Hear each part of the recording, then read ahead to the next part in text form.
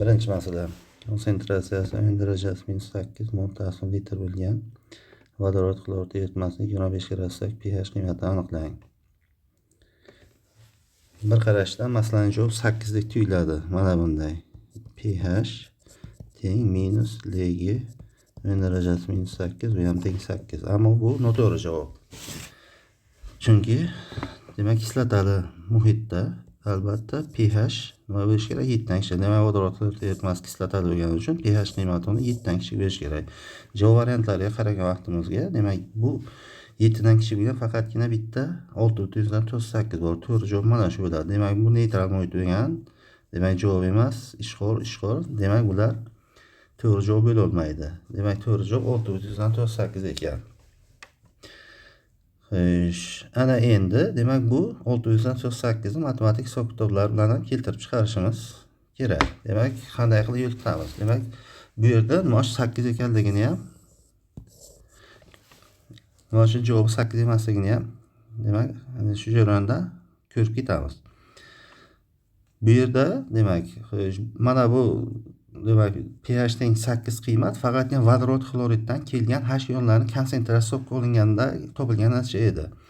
Demak kislotali eritmalarda demak vodorod ionlari faqat kislotada emas, shu jumladan suvning avtoionlashidan ham hosil bo'ladi. Demak bu yerdagi suvdan hosil bo'lgan demak vodorod ionlari hisobga kirmagan. Shuni hisobga olib, demak pH qiymatini qaytadan hisoblaymiz. Demak birinchi holatda demak vodorod ionlarining konsentratsiyasi vodorod xloriddan kelgan nima bo'ladi? O'yin darajasi -8 bo'ladi. Endi suvdan kelgan vodorod ionlarining konsentratsiyasini demak x mol taqsim litr deb olsak, demak OH ionlarining konsentratsiyasi ham demak nimaga teng bo'ladi? X mol taqsim litrga teng bo'ladi. Endi demak 25 gradusga demak bu ionlar ko'paytmasi, ya'ni jami vodorod ionlarining ko'paytmasi bilan OH ionlarining ko'paytmasi o'yin darajasi -14 ga teng bo'ladi. Endi bu kvadrat tenglamani ishlashimiz kerak. Demak x kvadrat qavsni ochsak plus x ko'paytirilgan o'yin darajasi -8 minus o'yin darajasi -14 teng 0 bo'ladi. Endi diskriminant hisoblaymiz. Demak diskriminant demak b kvadrat demak o'yin darajasi -8 ni o'yin darajasi kvadrat o'yin darajasi -6 bo'ladi. Plus demak 4 ko'paytirilgan o'yin darajasi -14 bo'ladi. Demak eng kichik daraja o'yin darajasi -16 ni olib chiqsak, qavs tashqariga hisoblash oson bo'lishi uchun demak 1 plus 400 bo'lib qoladi. Demak bu ham teng bo'ladi. Demak 401 ko'paytirilgan o'yin darajasi -16 bo'ladi. Endi demak kvadrat tenglamani ildizini aniqlaymiz. Demak ildizini demak musbat ildizni aniqlaymiz. Demak bu ikkita ildiz va manfiy ildiz bizga kerak emas. Uni kimyoviy ma'nosi yo'q. Shuning uchun demak musbat ildizini hisoblaymiz. Yani minus o'yin darajasi -8. Xo'sh, mana bu ildiz ostidagi ifoda. Demak buni 401 ni 400 deb hisoblashimiz mumkin. Chunki ildizi juda bir-biridan kam farq qiladi. Demak 400 hisoblasak, xo'sh, demak 20 chiqadi ildiz ostidan. Ko'paytirilgan o'yin darajasi -8 bo'ladi. Bo'lingan 2. Demak bu 19 ko'paytirilgan o'yin darajasi -8 bo'lingan 2. Bu ham baravar 9,5 o'yin darajasi -8 bo'ladi.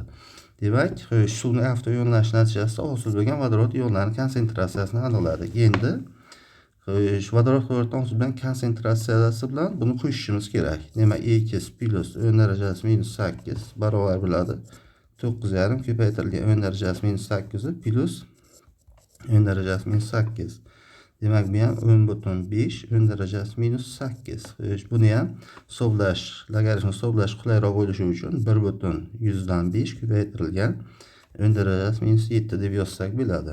Endi pH qiymatini hisoblaymiz. pH barobar -Lg demak 1,5 ko'paytirilgan o'yin darajasi -7 bo'ladi. Endi bu logaritm qoidasiga asosan 7 minus Lg 1,5 bo'ladi. Bu teng 7 minus buni qiymati taxminan 0,02 bo'ladi. Bu juda kichik son. Demak o'yinning nechinchi darajasi 1,5 ga teng degani. Demak ildiz osti olsak bu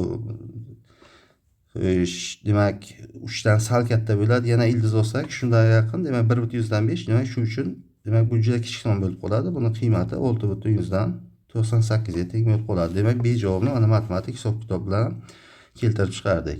Ammo buni test jarayonida bunday murakkab hisob-kitoblarga kirib o'tirish shart emas, kerak ham emas. Demak, javob aniqlangandan keyin mantiqiy yo'l bilan keyingi masalaga o'tib ketish kerak.